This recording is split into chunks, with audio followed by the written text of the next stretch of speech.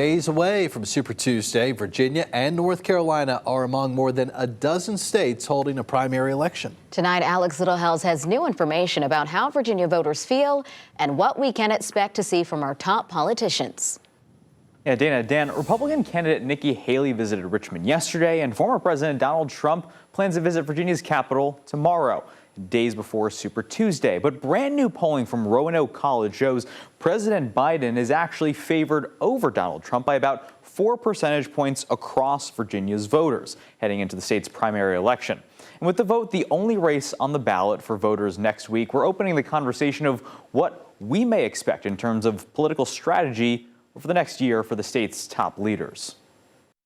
In the race for the White House, what can Virginia voters expect public support to look like from Virginia's Republican leadership, Governor Glenn Youngkin, Lieutenant Governor Winsome Sears, and Attorney General Jason Miyares? It's no secret Governor Youngkin doesn't exactly approve of Democratic President Joe Biden. But since he took office, Youngkin has maintained a conservative image without having to attach himself to the MAGA brand of former President Donald Trump. We have seen the governor often avoid direct mention of the former president. In fact, in the last 2 years since taking office, Youngkin currently does not have a tweet or a post on X directly about Donald Trump.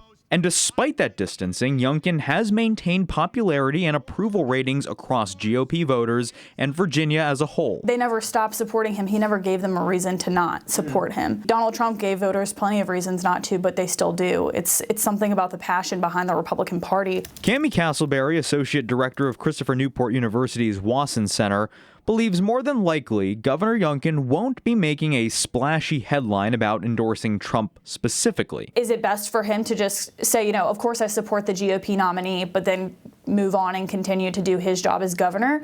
Or is it better for him to be like, I absolutely endorse President Trump?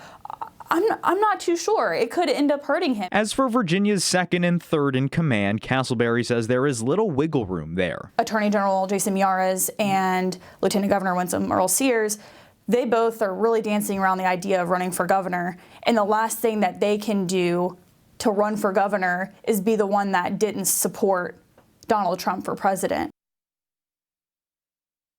So here's another interesting takeaway from that new poll. In a one-on-one race, more Virginia voters would actually choose Nikki Haley over Joe Biden for president by about 9 percentage points. But again, that's within the context that more Virginia voters, Republican GOP voters, still prefer Trump as the GOP nominee. I'm Alex Littlehales for 13 News Now. Alex, some interesting stuff there. Thanks.